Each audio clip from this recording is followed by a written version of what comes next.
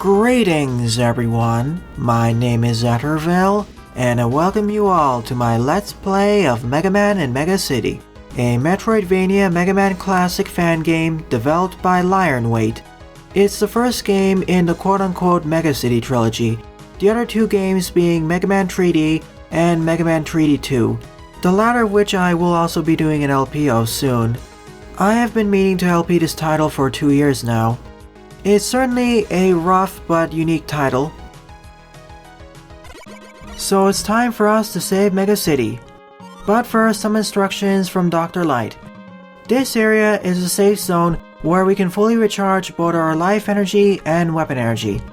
And in order to eradicate the virus fully, we need to install some antivirus at the top control center. But we can't currently reach that area as we need to first reactivate the city's reactor as the elevators are down. But in order to do that as well, we need to first get the lifting gyros, which are located in the mines on the far right part of the city. But we have to worry about all the robots gone crazy. Joining us on our quest is Dr. Light, Roll, and Dr. Wily, who has quote-unquote volunteered as he's currently in jail for over 1,000 years due to all the crimes he's committed over the several games and fan games. And Protoman has disappeared, so we'll probably need to face off against him. He probably got infected. I'll be playing using the keyboard, as this game was designed for use on the keyboard. Here are the list of instructions. I wonder if this will show up correctly on the video. Maybe, maybe not. This was made in Game Maker 7 after all. Anyways, to shoot, press the D key. You can charge up your basic Mega Buster. There are 3 levels: basic shot, medium shot, and a full charge shot. We can also slide. Sliding is quite fast in this game. In fact, in general, Mega Man seems to move faster compared to the NES titles. Not to mention my resolution is higher compared to the NES titles.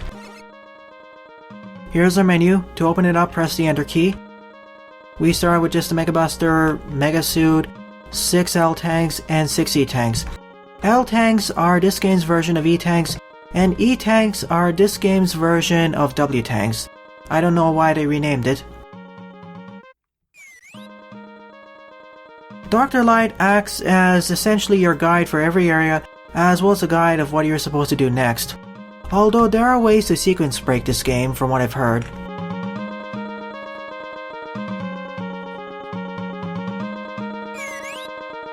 Roll explains to us what our current weapons, tools, and armor we have. And Dr. Wily explains the current boss in the area. We can either go to the left or right, but as Dr. Light suggested, I'll first go to the right. And last but not least, to open up the map, press the M key. The X's on the map indicate where the bosses are, and the T's indicate where the next teleporters are. But you need to unlock them by walking into them before you can teleport into those areas. On to the first area. For every area, I'll be talking with Dr. Light and Dr. Wily to see what they're called. This area is called the Machineworks. And the boss of this area is Metal Man. As expected, we start out with conveyor belts and the presses. Although the presses automatically fall on their own here. And unlike the presses in Mega Man 2 and most other Mega Man games and fan games, you can destroy these. Kinda strange.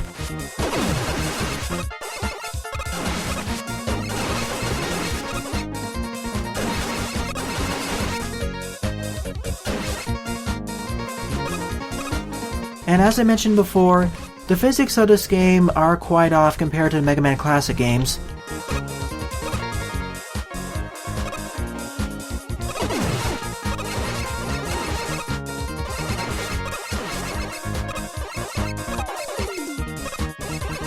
And yes, there is no shot limit in this game. So if you can spam the Mega Buster several times over, you can fill the entirety of the room with Mega Buster shots, or any other weapon for that matter.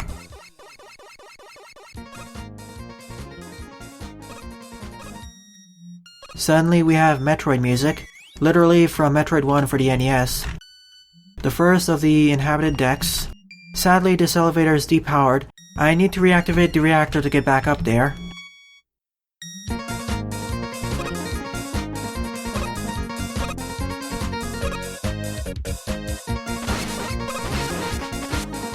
Well, I guess I'm going down then.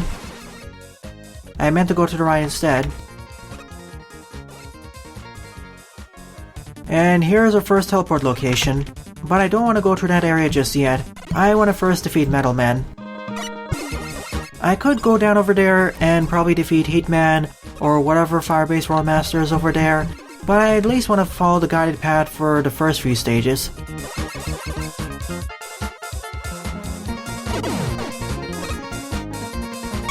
Darn, didn't make the jump. I should have waited. Thankfully in this game, you have infinite lives. Every time you die, you are sent back to the start of the room. So if you started the room from the left side, you'll start the room again from the left side. If you started the room from the right side, you'll start the room from the right side. Start again, that is. Continuing and restarting from every dead isn't that painful. It's relatively quick. It's certainly faster than most other Mega Man games and fan games, that's for sure. Something else I've noticed is that all the mets are rather durable. They take at least 3 to 5 hits to destroy. I could go for that E-Tank, but then I'll fall into the pit.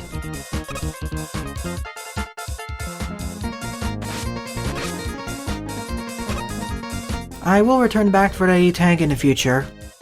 Probably when I get a few more upgrades and special weapons.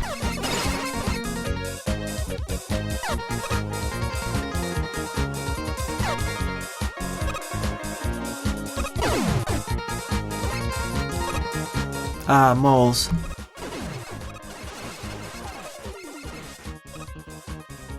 Although in comparison to Mega Man 2, the main reason why these aren't as annoying is because I barely have any knockback.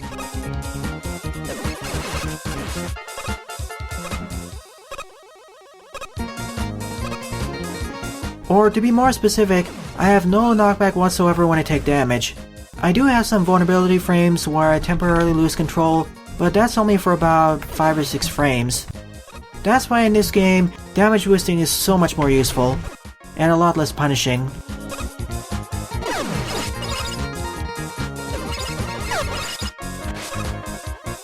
There's a boss, but first I'm gonna go for that E-Tank. And death boosting, essentially. Time to face off against Metal Man.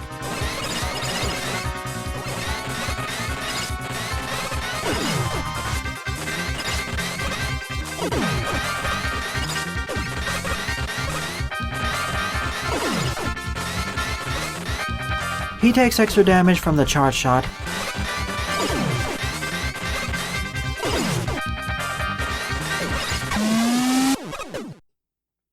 One down, 27 left to go. And by defeating him we get the gear shot, or essentially the metal blade. We can fire it in 8 different directions, but it does require 1 energy to use every time, so it isn't as broken as the metal blade back in Mega Man 2.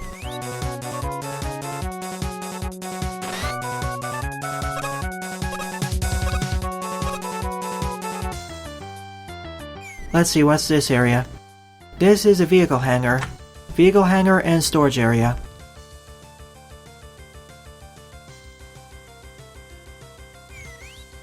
And the boss of this area is a specially designed hard hat bot. In order to get onto these vehicles, press down and jump, or down and spacebar I mean. And now I can fly through this entire segment. Be warned though, this vehicle has a limited health bar. Fire the buster by pressing the D key, and fire missiles by pressing the S key.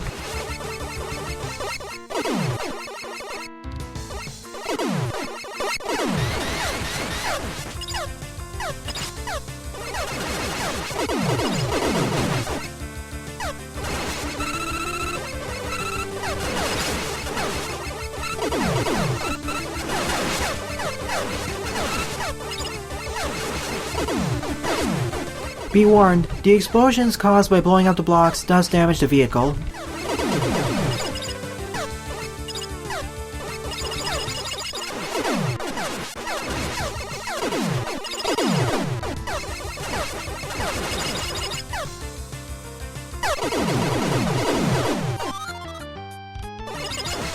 One of the reasons why I want to collect as many L&E tanks as possible is because they're in limited supply. You cannot buy any E or L tanks in this game whatsoever, so once you use them, they're gone forever. There are plenty of them scattered around the world though.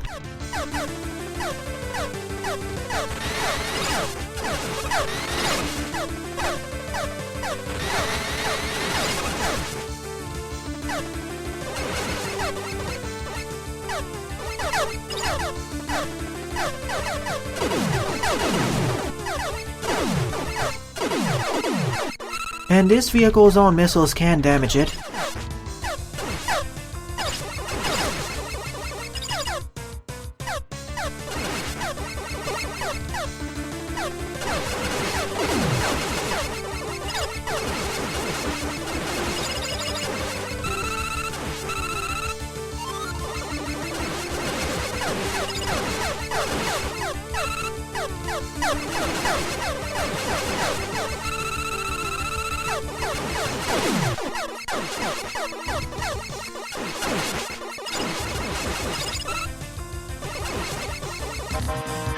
And here's a boss fight of this area. This giant hardhead bot, which was a mini-boss in the original game, that being Mega Man 3. The only way to damage it is by using the vehicle.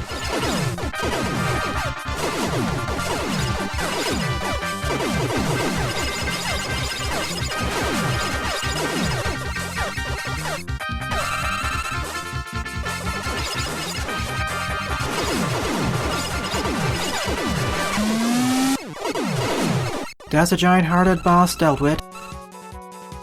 And by defeating it, we get a life upgrade. We can now hold up to 56 HP. So our maximum life has been doubled. Let's see what Dr. Wily has to say about this. He's not too happy as expected. Teleport location number 2 unlocked. I can't access that E-tank yet. Well, technically I can go for it, but I'll most likely die. I'll return back here once again a few upgrades. Probably the platform upgrade, as I know that was present in Mega Man 3D, and it probably originated from here. So these are the upper mines. And we need to worry about the Guts Lift platforms. This area has 2 bosses, Gutsman and Hardman. It seems there are 2 ways of accessing this. I'll be taking the upper route for this one.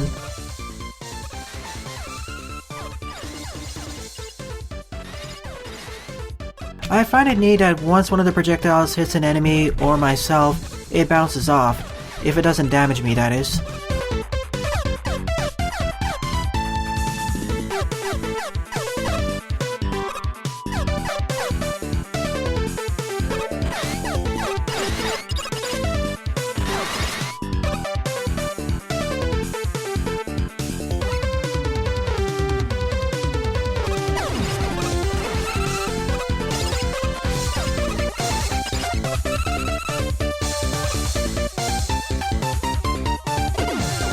This game has, so far, a bit of a slow-paced feel.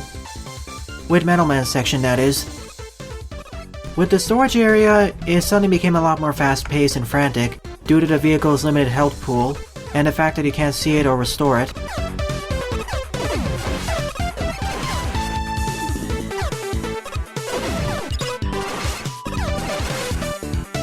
And if you're wondering how I know a few of these things already about the game, it's because during my test runs, I played up to the storage area and completed it, but I haven't gone through the mine yet.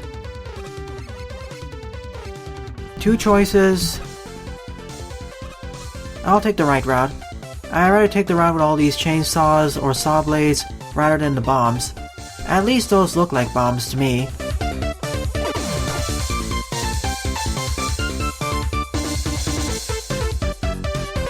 This was definitely a good option. I mean, this is so much easier than the precision required on the left.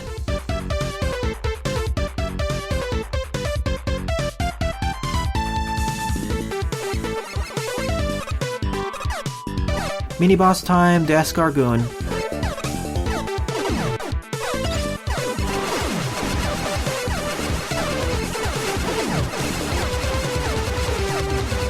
And unlike Mega Man 4, you don't even need to shoot the eyes. Any part will do. That looks a bit suspicious. I will have to return back to here once I gain access to an explosive weapon, as I already know that there are 3 secret bosses hidden off on areas of the map that aren't marked, and there's probably something to the left, probably some secret upgrades as well.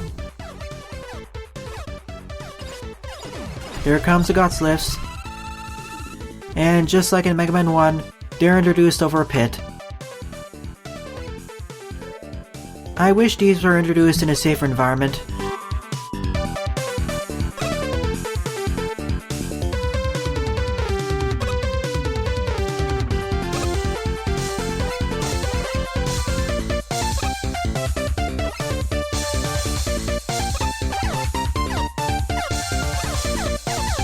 Thankfully, due to how the jumping works, these feel a lot more generous in comparison with the Guts Lifts in Mega Man 1, or most other Mega Man games and fan games. I probably need the super arm, or the lifting gyros to get that E-tank. Same with the L-tank. Let's go to the right first.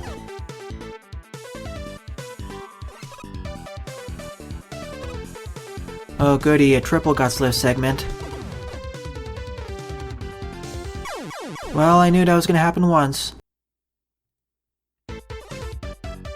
Every time you die and respawn, you're set back to 28 HP. If you want to get back to your max HP, you either need to grind off of enemies, go back to the safe area, or use one or more L-tanks, as the L-tanks only restore 28 HP, not your full HP. It doesn't work the way as it did in Mega Man 3D or 3D 2, which are a lot more generous.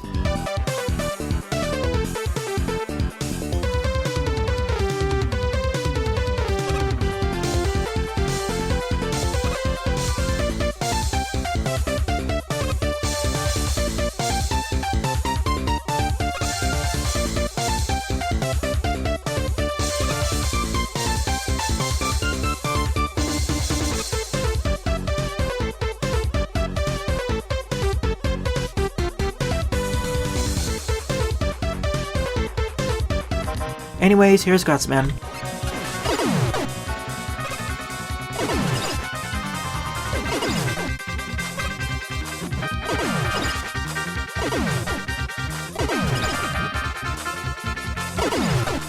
A very straightforward and pattern-based boss battle.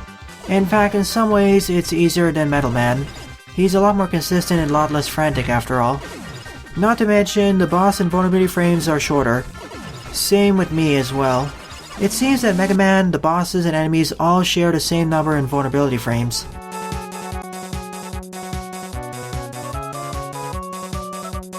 So let's see, the lifting gyros. So we can now pick up crates and boxes and throw them, but we need to be careful not to drop them on top of our own head. Well, I don't want to wait for those crash lists to return, so let me return back to the safe zone so I can restore my life energy, and then move on to another area. Should I go for the L&E tanks right now, or do it later? Let's do it now. At least some of them.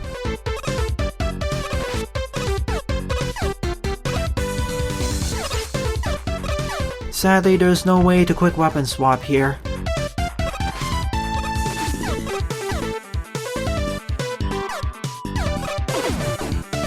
I see. That's what they meant by being careful not to drop the blocks on top of your head, as they will explode.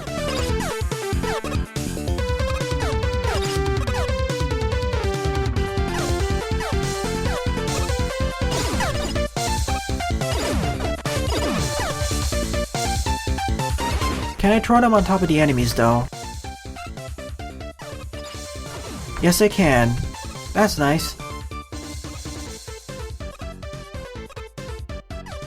I can even use them as platforms. Knowing how Metroidvanias go, this will probably be a mandatory mechanic in the near future. Dr. Light did tell us that we need to use the lifting gyros.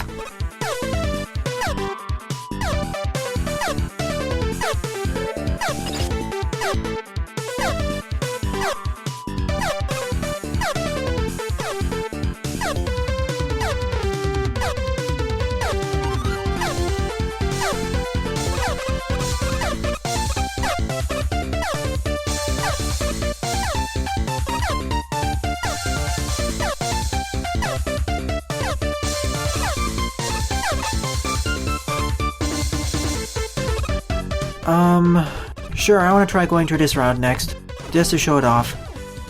First, I'll take a death to get back to full health.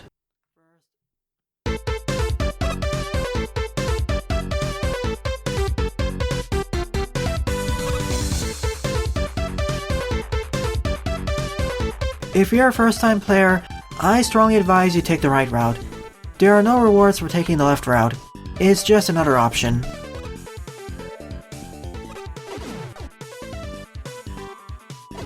Combined with the fact that you cannot tiptoe in this game, this can be quite a pain.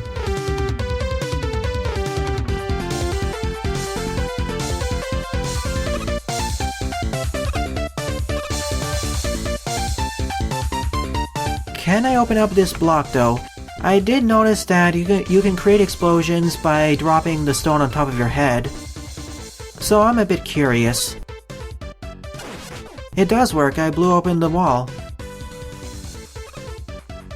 And this area is off the map, as expected. An E-tank, and... I don't want to jump down just yet, but, well, I'm stuck, so I have to jump down. Stone Man. I didn't expect to see you here.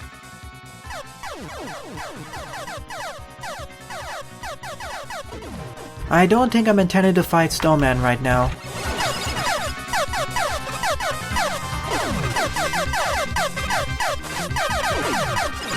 Nope, I guess he's a bonus boss, seeing how much damage every attack of his does.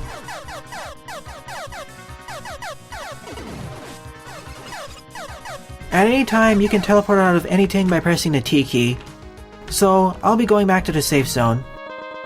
Now that I have the lifting gyros, my next objective is to travel to the left end of this complex, to the base of the air processors, and beneath them we'll find the power regulator facility, where we'll gain access to the explosive weapon. However, in the next part, I'll ignore that instruction and sequence break a bit. I want to explore the red area and the blue area, and perhaps fight off against Hardman by taking the lower route. Well then, thanks for watching, and have a nice day. Toodles!